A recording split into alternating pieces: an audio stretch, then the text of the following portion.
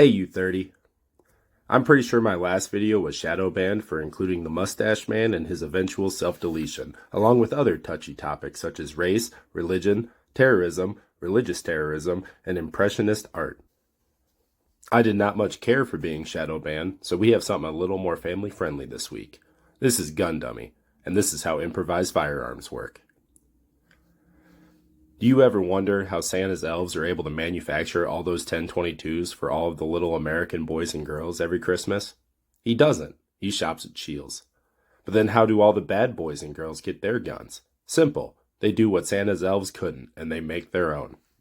Rarely are they anything sophisticated. In fact, most are single shot and smoothbore, because feeding and accuracy are modern luxuries that people who make their own guns can rarely afford. Also, nearly all improvised weapons are either chambered, for shotgun shells or 22 LR.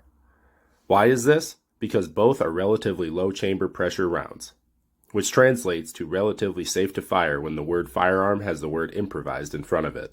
They are both rimmed, straight-walled cartridges, which means if you even bother to make a chamber at all, you can do so with a drill bit as opposed to sophisticated tooling such as a chamber reamer. Before I get ahead of myself, let's talk about what you really need to have a gun. You will need a barrel, you will need a firing pin and a way to send that firing pin flying at the primer of the cartridge. You will need a way to hold it, and you're going to want a breech face. Many improvised 22s skip the breech face, but it is a must for shotguns. The breech block is a solid face for the rear of the cartridge to back into, because every action has an equal and opposite reaction. That's really all you need. For a shotgun, a piece of conduit will do, because shotguns are traditionally smoothbore when shooting buck or birdshot. For any cartridge that shoots one solid projectile, I recommend getting a rifled barrel. The rifling in a barrel is the most complicated part of every gun to manufacture. Even experts who are very adept in gun building typically buy an already rifled barrel because the process is either too complicated or expensive depending on how you look at it. But lucky for you, gun barrels are mass-produced and are pretty easy to get your hands on being as they are unregulated. Which is weird since the barrel is literally the only part of the gun that can't be made out of a 2x4, but anyways. Next, a firing pin, and a way to send it forward into the primer. This could either be the most mechanically complicated part, or it could be as simply as making the firing pin out of an eye bolt and putting it under forward spring tension. Pull that sucker back and let that sucker go when you want to fire. For shotguns, you can also just have a fixed firing pin and fire it by slamming the shell backwards into it.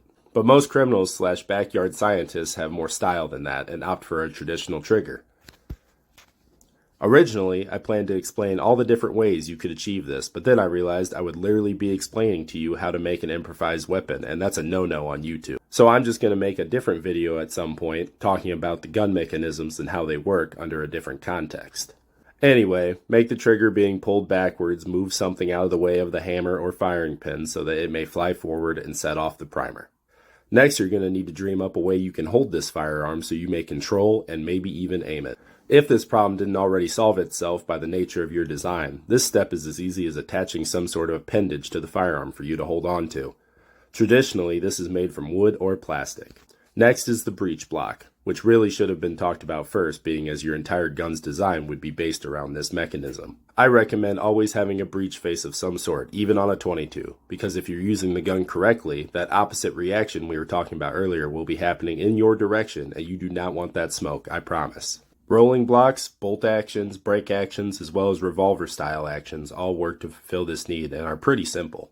And what I mean by revolver style is basically a chamber that rolls out for loading but rolls back in with a strong breech face for firing, not an actual multi-shot revolving cylinder, which is far too complicated for my little ducklings. For now. Bolt actions are also usually harder to machine because of their locking surfaces, but since this is a 22 and shotguns we're talking about, simply a strong bolt handle rotating into a strong groove is enough to lock it up during firing.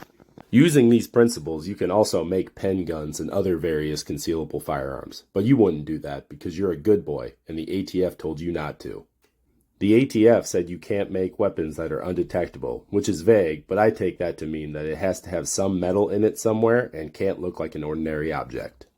By the way, none of what I've talked about here is illegal. In the United States, making your own firearms is federally legal as long as you do not violate the NFA in any way and are legally allowed to possess a firearm, which disqualifies several politicians, including our felony-convicted president-elect, Donald J. Trump. The NFA's most notable bans are as follows. Short barrels, 16 inches for rifles and 18 inches for shotguns. No suppressors. No destructive devices, which is any type of explosive or projectile over 500 thousandths. And no machine guns, so no, the lootie is not allowed. Of course, the NFA is completely bust if you just pay a $200 tax stamp for each item. In conclusion, American laws are speed bumps, not barricades. This is Gun Dummy, and I hope you stay off the naughty list.